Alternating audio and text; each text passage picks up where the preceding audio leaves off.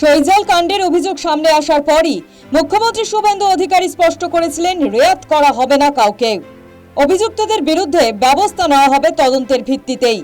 দুর্নীতি প্রসঙ্গে সরকারের নীতি যে জিরো টলারেন্স তা স্পষ্ট হয়ে গিয়েছিল। বুধবার ফলতায় প্রশাসনিক সভায় গিয়ে সেই দুর্নীতি প্রসঙ্গেই ফের মুখ খুললেন মুখ্যমন্ত্রী। টেনে আনলেন আমফান দুর্নীতির প্রসঙ্গ। অভিযোগ করলেন, অতি প্রবল ঘূর্ণিঝড় আমফানে ফলতার ক্ষতিগ্রস্তদের জন্য 20,000 টাকা করে বরাদ্দ হয়েছিল, কিন্তু ক্ষতিগ্রস্তরা কোনো অর্থ পাননি। পুরোটাই দুর্নীতি হয়েছে। আমফানে ফলতাতে প্রত্যেকটা হাউস ড্যামেজে 20,000 টাকা করে প্রধানমন্ত্রীর রিলিফ ফান্ড থেকে দেওয়া হয়েছিল। 20,000 ইউনিট টাকা চুরি হয়েছে, আমি তালিকা পেয়েছি, তারও ব্যবস্থা হবে।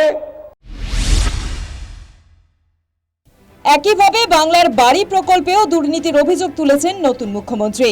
তার অভিযোগ, প্রথম কিস্তিতে 8,000 টাকা করে দেওয়া হয়েছিল, কিন্তু সেই টাকাতেও ব্যাপক দুর্নীতি হয়েছে। প্রকৃত ভোক্তারা বাড়ি বাবদ বরাদ্দকৃত অর্থ পাননি। এ ব্যাপারে সরকারের হাতে সুনির্দিষ্ট তথ্য আছে দাবি করে শুভেন্দু অধিকারী পরিষ্কার করে দিয়েছেন, কাউকে ছাড়া হবে না।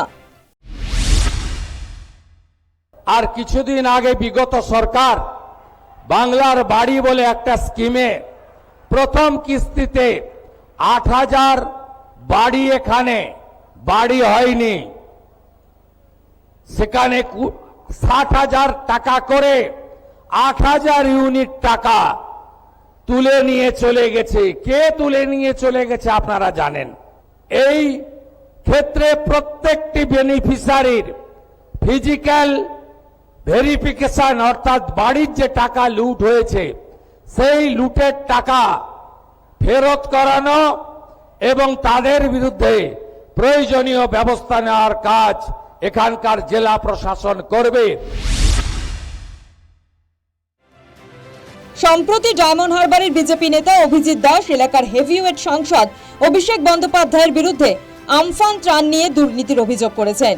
তারপরেই মুখ্যমন্ত্রীর বুধবারের মন্তব্যকে ইঙ্গিতপূর্ণ মনে করছে ওয়াকিবহাল মহল।